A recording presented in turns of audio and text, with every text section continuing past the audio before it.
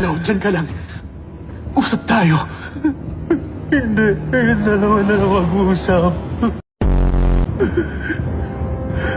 Ayoko na maglaro. Pag hindi kami nakatawid ng tulay, maski ikaw patay, edi sama-sama tayong mamatay. At tama ng kasinungalingan at tinapag mo na lang yung bata! Puta, bibitawan ko tong bata! Hindi, wag. Hindi kami kabayong pangarera. Mga tao kami. Kuya! Bakit? Pero dati, naipag-drawing na rin kita ng portrait. Tama ba ako? Hindi po. Bakit? Pakiramdam ko kasi parang nagkakilala na tayo noon. Sarap nito ah. Saan mo nabili to? Sarap, no? Binili ko sa sikat na tindahan ng handmade tofu na pinatatakbo na matandang aloy. Ikaw ah. Tingin mo absuelto ka na sa ginawa mo sa akin, ha? Sabi ko bantay ka. Anong ginawa mo? Di ba natulog ka? Pasensya na. Ang, malaga, laya ka na, ha? Okay ang itsura mo para sa nakulong eh. Di nga.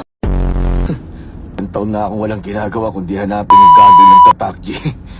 Ngayon tapos na, parang may kulang. Di ko na alam ang gagawin. Pera sa motel, di ba? Ano, wala na ba talaga yon?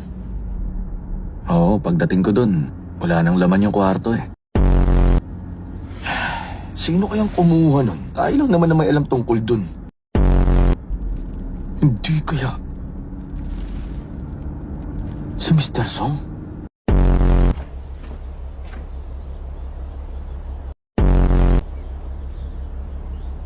Taga rito ba? Si Miss Song Gayong Iya? Opo, ako po yun. Sino po kayo? Kakilala ako ni Mr. Song Ki-hun. Akong dala rito para sa'yo, Iya. Galing ba yan sa papa ko? Inutusan ka ba niya? Para ibigay yan sa akin at kumustahin ako? Ito na lang ang sabihin mo sa kanya. Sawa na ako maghintay na makakuha ng balita tungkol sa kanya. Magkukunwari na lang ako na wala akong ama, kaya kalimutan niya na rin ako. Sumakabilang buhay na ang papa mo, Iya.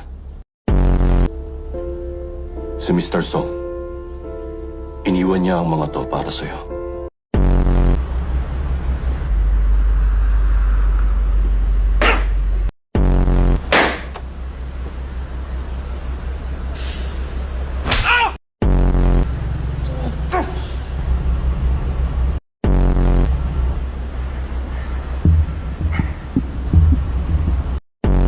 Pasubok ulit.